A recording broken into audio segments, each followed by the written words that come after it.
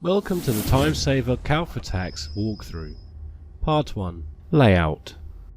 The text in this section can be found in the video description, along with a link to the supporting documentation. There are two functions in Calc for Tax, the Payslip Screen and the P45 screen. We will talk about the P45 screen later. When you first start the program, you will be presented with the Payslip screen by default.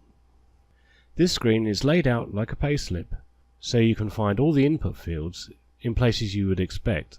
Note, depending on what you use the most, you can change the default startup function under the Edit Options menu.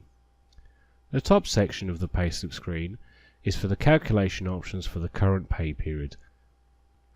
Under that is the Payments, Deductions and Cumulative section, along with their totals. Right at the bottom are some buttons used to quickly access calculation functions. There is a section of menu items at the top of the window. These are used to access other functions, such as saving, recalling, and printing. One other important part of the Payslip screen is the additional Payslip information. This is accessible under the Info button at the top right corner of the Payslip screen. This is for information that will be displayed on the payslip and does not have any fields that affect the calculation results. Lastly, there is a Calendar button at the bottom right hand section of the screen.